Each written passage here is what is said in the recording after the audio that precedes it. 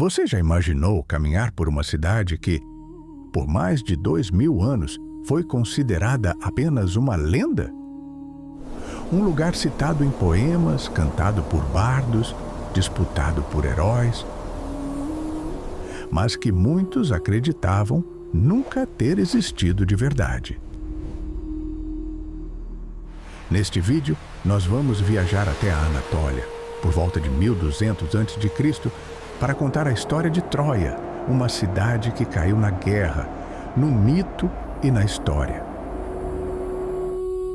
Troia não nasce como um cenário épico.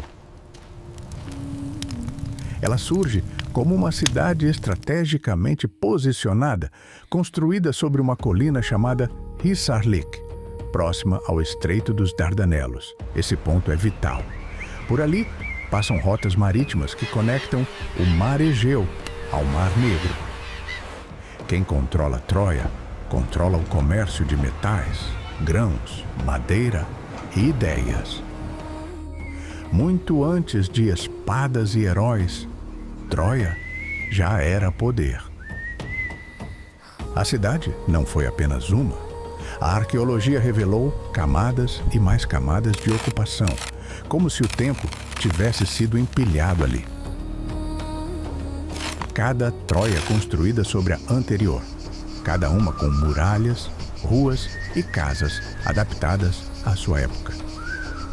A Troia do período da guerra, aquela que mais se aproxima das narrativas épicas, corresponde a uma cidade fortificada, com muralhas imponentes, torres de pedra e portões monumentais.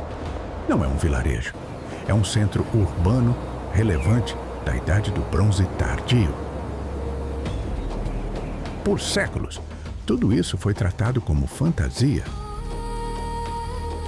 Até que, no século XIX, escavações começaram a revelar que, sob o mito, havia pedra, cinza e destruição reais. Troia existiu, foi rica, foi disputada e foi destruída. Mas, se a cidade era real, a guerra também foi? É isso que nos leva ao próximo capítulo, onde o mito ganha voz, nome e poesia. Quando Troia entra na literatura, ela deixa de ser apenas uma cidade e se transforma em símbolo eterno de guerra. A maior parte do mundo conheceu Troia não pelos arqueólogos, mas pela voz de Homero. Em sua obra mais famosa, a Ilíada, a guerra não é apenas um conflito entre cidades. É um choque de destinos, deuses e vaidades humanas. Segundo o mito, tudo começa com um rapto. Helena, considerada a mulher mais bela do mundo, é levada para Troia por Paris, príncipe troiano. Esse ato desencadeia a fúria dos reis gregos, que se unem numa expedição colossal contra a cidade. Durante 10 anos, os exércitos cercam Troia, travando batalhas sangrentas diante de suas muralhas. A Ilíada não descreve o fim da guerra, mas constrói seus personagens. Aquiles, o guerreiro quase invencível.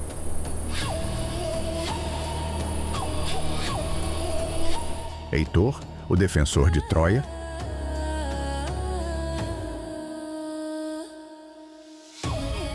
Agamemnon, o líder arrogante.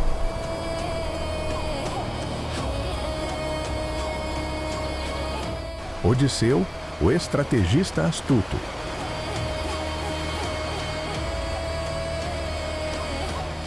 Os deuses intervêm, escolhem lados, manipulam o campo de batalha. A guerra se torna um espetáculo divino e humano ao mesmo tempo. E então vem o episódio mais famoso, o cavalo de Troia.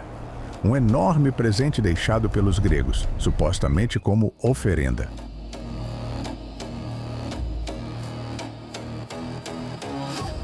Contra alertas e desconfianças, o cavalo é levado para dentro da cidade. À noite, soldados escondidos saem de seu interior, abrem os portões e Troia é tomada de surpresa.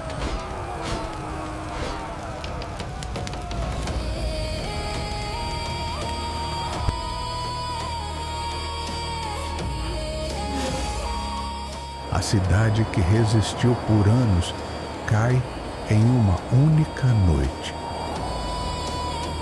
Mas aqui surge a pergunta inevitável: isso aconteceu mesmo? Houve um cavalo? Houve heróis quase imortais? Ou estamos diante de uma metáfora poética para algo muito mais complexo?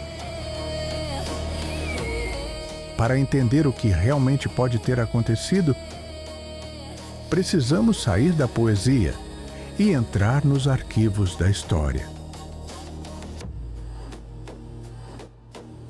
Quando os arqueólogos começaram a escavar Troia, encontraram algo revelador: sinais claros de destruição violenta.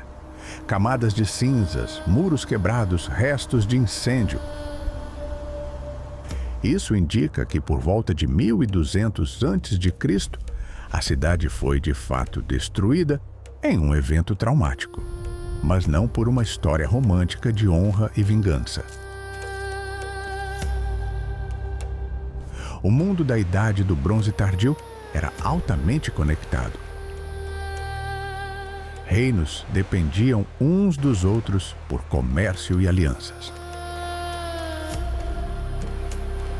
Troia, localizada em um ponto-chave, interferia diretamente no fluxo econômico da região. Controlar Troia significava controlar impostos, passagens e acordos comerciais.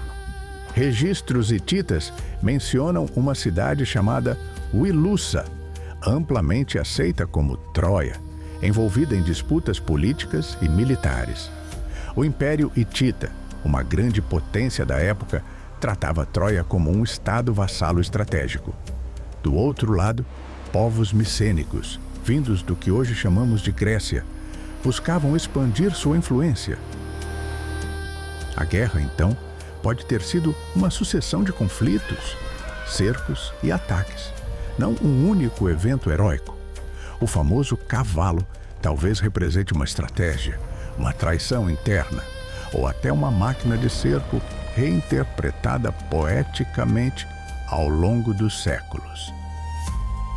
Troia não caiu apenas por força militar.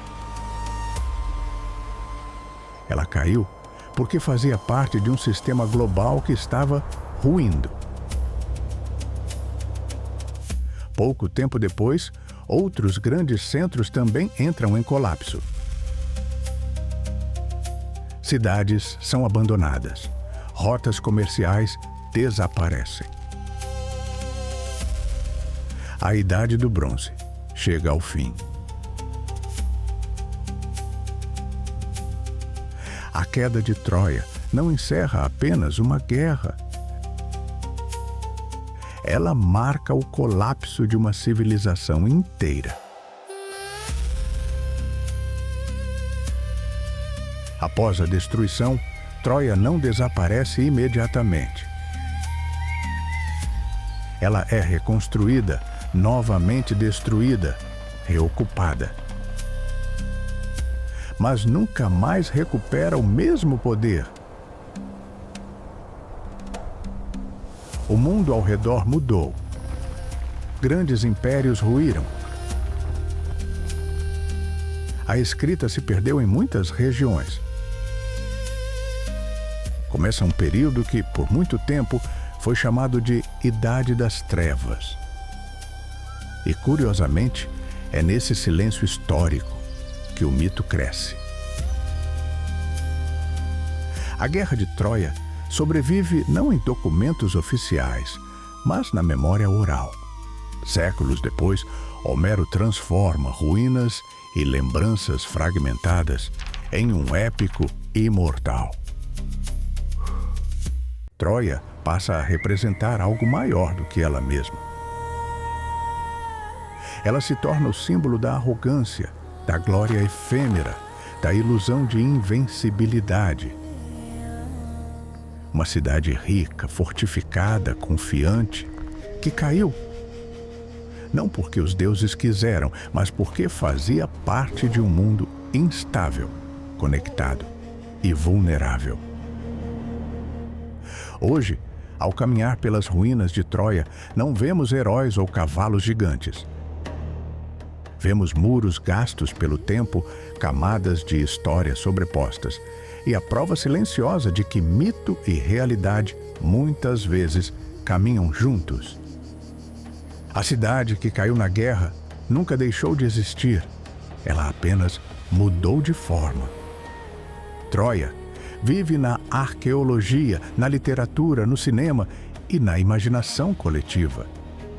E talvez seja por isso que, mesmo depois de mais de 3.000 anos, ainda perguntamos o que é mito, o que é história e o quanto dos dois existe em tudo o que chamamos de passado.